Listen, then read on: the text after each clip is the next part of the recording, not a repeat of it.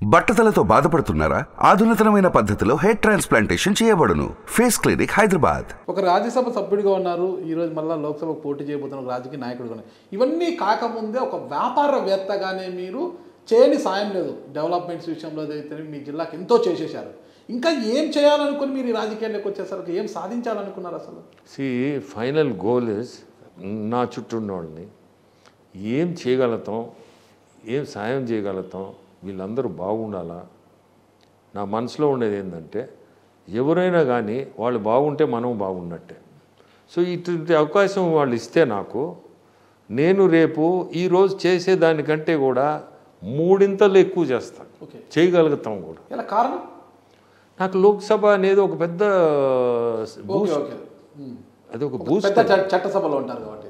So దాని నుంచి మనం చాలా రిస్ట్రిక్షన్స్ ఉన్నాయి. నువ్వు లోక్సభలో లేకపోతే నాకు చాలా రిస్ట్రిక్షన్స్ ఉంటాయి. ఆ లిమిట్ దాటి మనం చేయలేము. ఈరోజు లోక్సభ మెంబర్గా అయితే మనం ఖచ్చితంగా మనం మ్యాక్సిమం మనం అనుకునేది మనం చేయగలుగుతాం. ప్రజాస్వామ్యబద్ధంగా చేయొచ్చు. సార్, ఇప్పుడు తెలుగుదేశం పార్టీ కొంత బలహీనంగా ఉన్నింది నెల్లూరు జిల్లాలో. ఒక్కసారిగా వీపీఆర్ రాగానే మొత్తం మారిపోయింది అని అంటారు. నిజంగా ఆ పరిస్థితి నిజమేనంటారా? అదే ఇప్పుడే చెప్పాను కదా, నా అభిమానులు ఇంతమంది అభిమానులు ఉన్నారని నాకే తెలియదు. ఈ పరిస్థితి ఇట్లా వస్తుందని ఇంతమంది వాళ్ళ సొంతంగా వచ్చి మేము చేస్తామని ప్రతి కాన్స్టిట్యున్సీ నుంచి వస్తున్నారు. ఒక కాన్స్టిట్యున్సీ కాదు, ప్రతి కాన్స్టిట్యున్సీ నుంచి. ఎక్కడో నేను వాళ్ళని టచ్ చేసి ఉండా, మేబీ డిఫరెంట్ వేస్. ఆ అభిమానమే ఈరోజు ఆ స్ట్రెంగ్త్ ఇచ్చింది పార్టీకి. విపిఆర్ అనే ఒక brand, I can call it a brand. ఆ బ్రాండ్తో చాలామంది అరే మనకు ఆయన కాబట్టి మంచోడు అనేది ఒక బ్రాండ్ క్రియేట్ అయింది. సో మనం చేయాలా అనేది ఆటోమేటిక్గా ఏమైంది, అది దాంతో జిల్లాలోనే ఒక మార్పు అనేది క్రియేట్ అయింది. అలాగే మీరు గెలిస్తే ఒక చిన్న వ్యక్తి మీదనో, ఒక చిన్న లీడర్ మీదనో గెలిస్తే వేరేలా ఉంటుంది. పార్టీలో నెంబర్ 2, నెంబర్ 3 అలా చెప్పుకునేటువంటి విజయసాయిరెడ్డి గారి మీద మీరు గెలిస్తే జగన్ గారిని ఓడించినట్టే అనుకోవచ్చా, లేకపోతే మీరు చెప్తున్న ఆ కోటరీని ఓడించినట్టే అనుకోవచ్చా? మీ కోపం కోటరీ మీదనా, జగన్ గారి మీదనా, అంటే పార్టీ మీదనా? నాకు కోపం అంతా కోటరీ మీద. కేంద్రంలో NDA, no doubt NDA government form అవుతుంది, 100% ఫామ్. ఓకే. అలాగే ఏపీకి వచ్చేసరికి, మన రాష్ట్రానికి వచ్చేసరికి జగన్ గారు వై నాట్ 175 అంటున్నారు. మీరు అంటున్న సజ్జల రామకృష్ణారెడ్డి గారు 170 గెలిచి తీరుతామంటున్నారు అనమాట. మరి రాష్ట్రంలో ఎన్డీఏ కూటమి అధికారంలోకి వస్తుందా? ఎన్డీఏ కూటమి అధికారంలోకి వస్తే ఆ కోటరీ మీద మీ కసి తీర్చుకుంటే, మీ పగ తీర్చుకునే అవకాశాలు ఏమైనా ఉన్నాయా?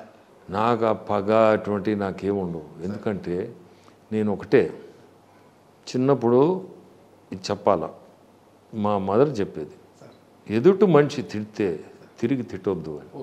ఆ తిరిగి తిట్టావంటే అది నీకు చెడ్డ. నువ్వు ఎవరు తిట్టినా నువ్వు గమ్ముగా ఉండు, అది వాళ్ళకి చెడ్డ అవుతుంది. ఎప్పుడైనా ఫ్యూచర్ గుర్తుపెట్టుకో ఈ మాట. నాకు దాదాపు 10 సార్లు చెప్పు ఉంటుంది చిన్నప్పుడు.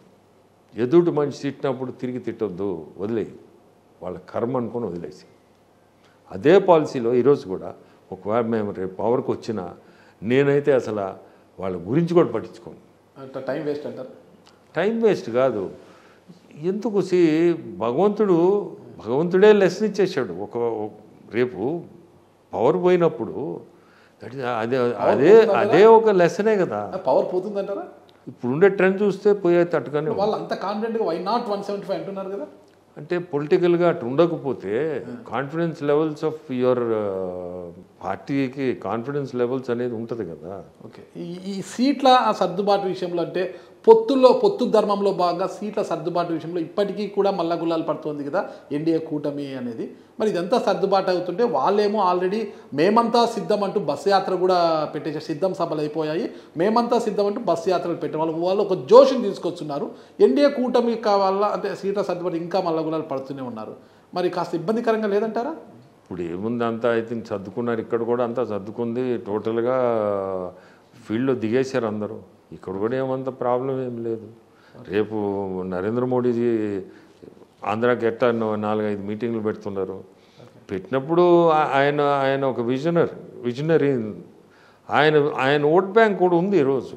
సుమన్ టీవీలో మీ పర్సనల్ అండ్ బిజినెస్ ప్రమోషన్స్ కోసం కింది నెంబర్కి కాంటాక్ట్ చేయండి.